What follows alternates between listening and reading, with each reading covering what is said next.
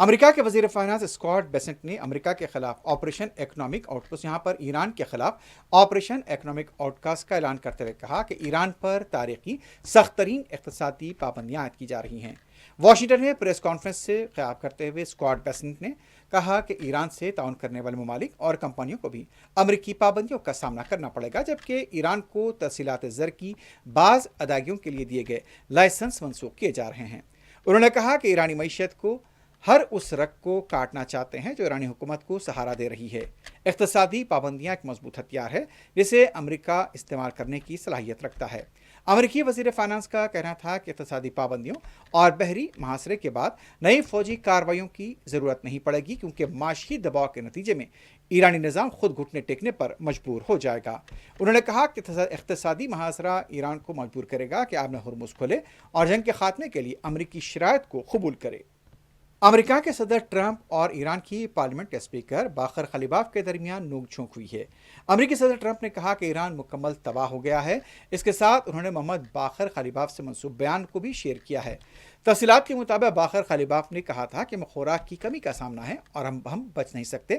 ہماری فوجی طاقت کتنی ہی مضبوط کیوں نہ ہو جائے، اگر ہم بھوکے ہیں تو ہم مقابلہ نہیں کر پائیں گے۔ امریکی صدر ٹرمپ کو جواب میں ایرانی پارلیمنٹ کے اسپیکر باقر کلیباف نے ان کے انتخابی نعرے میں ترمیم کے ساتھ طنز کیا۔ باقر کلیباف نے کہا 47 ملین امریکی خوراک کی کمی کا شکار ہیں، اور یہ بات ٹرمپ کے دعووں کی طرح جاری نہیں، اور ان حقائق کے مطابق ہر 8 میں سے 1 امریکی شہری خوراک کی کمی کا شکار ہے۔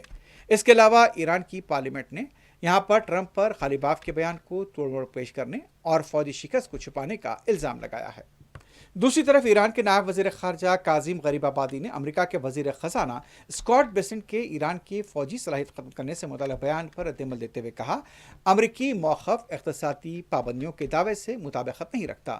کاظم غریب آبادی نے کہا، بیسنٹ، ایران کی فوجی صلاحیت ختم کرنے کا آپ کا بیان اقتصادی پابندیوں سے میل نہیں کھاتا ہے۔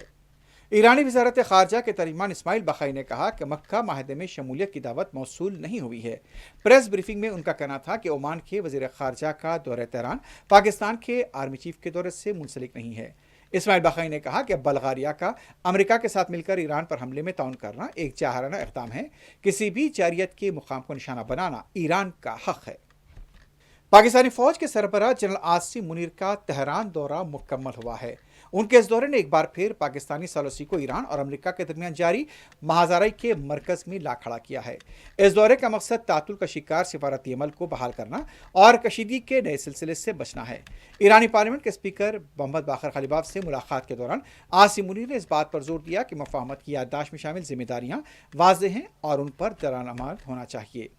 انہوں نے یہ بھی واضح کیا کہ پاکستان علاقے میں استحکام کی واپسی کے لیے اپنی کوششیں جاری رکھے گا۔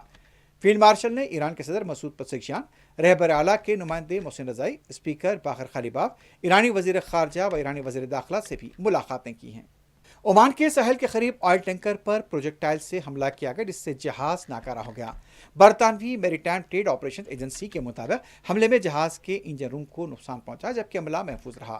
غیر ملکی میڈیا کے مطابق حملے کے فوری بعد کسی ماحولیاتی نقصان یا تیل کے اخراج کی اطلاع نہیں ملی ہے۔